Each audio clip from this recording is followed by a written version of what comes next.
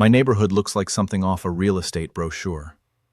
Lawns trimmed to the exact same height, driveways pressure-washed every other Saturday, and flower beds that apparently require HOA-approved color palettes. On the surface, it's peaceful. Underneath, it runs on gossip, passive-aggressive emails, and one unspoken rule: don't cross the board. Most people here follow that rule without question. They smile at the right brunches, wave at the right driveways, and keep their trash bins exactly where they're told. I'm not most people. I just wanted to own my home, live my life, and be left alone. Simple, reasonable, apparently radical. Because the moment I moved in, she noticed me. She'd been running this street like a small country with a strict immigration policy.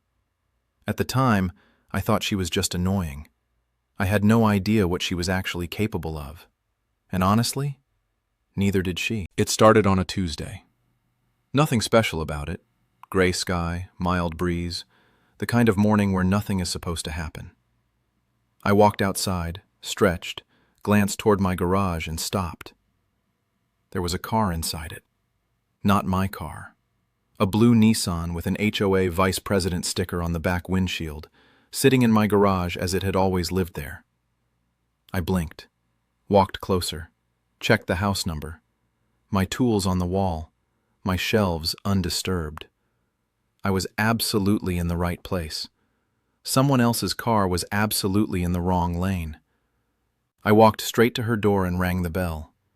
She answered, holding an iced tea, relaxed, unbothered. I pointed behind me and asked if that was her car. She said yes.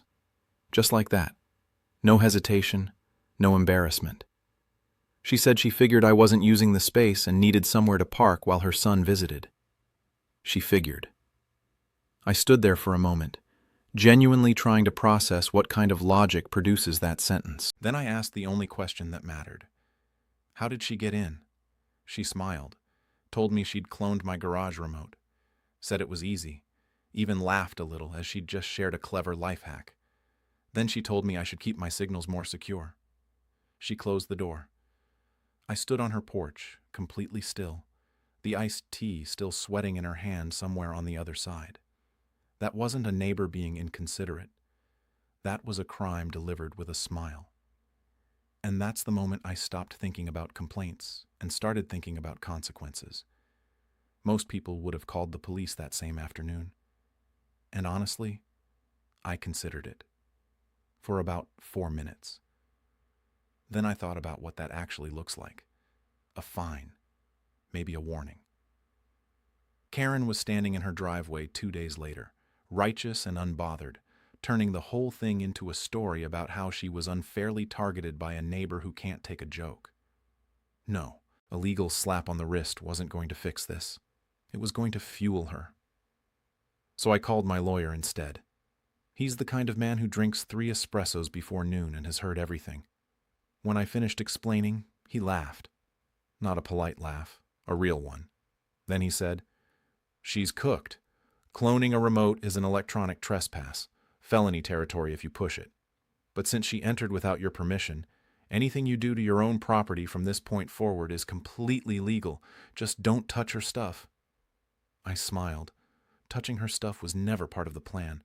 I didn't want her punished. I wanted her publicly outwitted. There's a difference. One stings for a week. The other follows a person. And with my flight to Spain already booked for the following Saturday, the timing couldn't have been more perfect. I didn't say another word to her. Not one. While Karen went back to her perfectly scheduled life, I went to work on mine. Every entry, every exit, every timestamp, documented. Photos saved to the cloud the moment they were taken. Videos backed up in triplicate. I built a file so clean and organized that my lawyer called it the most prepared civilian evidence package he'd seen in 11 years of practice. Meanwhile, Karen was getting comfortable. Dangerously comfortable. By day 4, it wasn't just the Nissan anymore. She started parking her rust-covered minivan in there too. 2 cars. In my garage. Like she'd quietly negotiated a lease agreement I never signed. One morning, she actually waved at me from the driveway while unloading groceries, kale smoothie in hand, like we were roommates with a casual understanding. I waved back, smiled even, because here's the thing about setting a trap. You don't rattle the cage while you're building it. You stay calm. You stay quiet.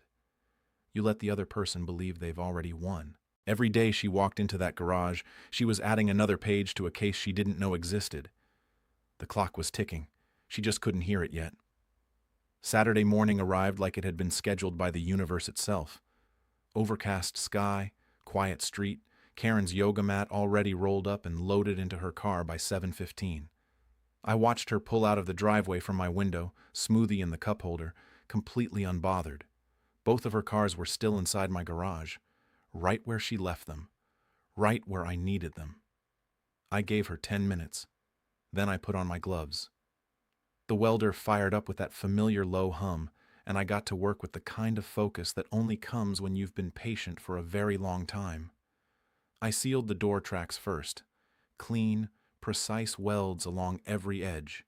Then the interior steel beams were bolted across the support structures, so nothing short of heavy machinery could move that door from the inside. Then I worked the outer panels, welding them flush against the wall until the garage door didn't look like a door anymore.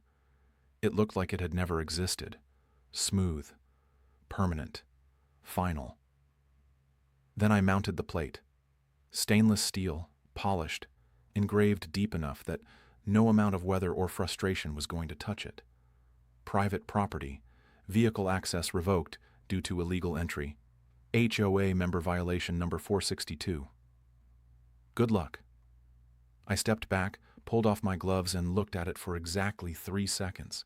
Then I grabbed my bag and called a cab. By the time Karen finished her downward dog and drove back down our street, I was already at the airport in a fresh tracksuit, overpriced coffee in hand, completely unreachable. The first text from Jason came through while I was waiting at the gate. 3 words. Bro, she's screaming. I took a long sip of that coffee, boarded my flight, and didn't look back once. I got the updates in waves, sitting thousands of miles away with a glass of wine and absolutely nowhere to be. Jason was my correspondent on the ground, and he did not disappoint. First wave, Karen called the police, confidently, fully expecting them to show up, remove the steel, and hand her back her cars with an apology. Instead, they reviewed the footage my lawyer had already submitted. Clear video of her using a cloned remote. Multiple entries logged with timestamps. And the recorded conversation where she admitted everything and laughed about signal security. The officers didn't remove the steel. They handed her a trespassing violation. Her call to the police had become her own arrest report. Second wave, because she had entered illegally and parked on private property, the legal responsibility for extracting those vehicles fell entirely on her. She had to hire a full construction crew to undo what I'd built. The bill came out to just over $6,000 in labor alone, not counting the structural repairs. $6,000 for 2 weeks of unauthorized parking. Third wave. The HOA she had spent years ruling with an iron clipboard turned on her completely. They fined her for unauthorized modification of a neighbor's property and conduct unbecoming of a board member. One of the newer members resigned entirely, saying publicly they hadn't signed up for this. The board she built her entire identity around had just used its own rulebook against her. Fourth wave, and this one I savored. Her cars had been sealed inside a steel box for 14 days in summer heat. The Nissan's battery was completely dead. The minivan had mold growing across the seats. Both had to be towed directly from my garage to a repair yard. Last I heard, she was still driving a rental. Too embarrassed to replace them. Too stubborn to admit why. I touched down 2 weeks later, expecting the worst. Police cars, HOA notices taped to my door, maybe a strongly worded letter from someone's attorney. Instead, I turned onto my street and found neighbors on their porches, just sitting there, watching. Jason spotted me first, walked over, and said 2 words. You're a legend. Apparently, while I was eating paella in Barcelona and watching sunsets in Ibiza, my garage had become the most talked about structure in the neighborhood. Someone made a TikTok. It got shared.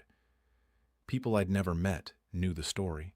I rebuilt the garage the following week, stronger than before, cleaner than before, and this time with fingerprint access only. No remotes, no signals, no vulnerabilities. And on the front, I painted a mural, a bold red circle with 6 words across the center. Not today, Karen. It's still there. She sees it every morning. If you've ever had a neighbor who treated your boundaries like suggestions, or sat inside an HOA meeting wondering how these people got this much power over your own property, you already know exactly how this felt. Drop your story in the comments. And if you want more of this, you know what to do.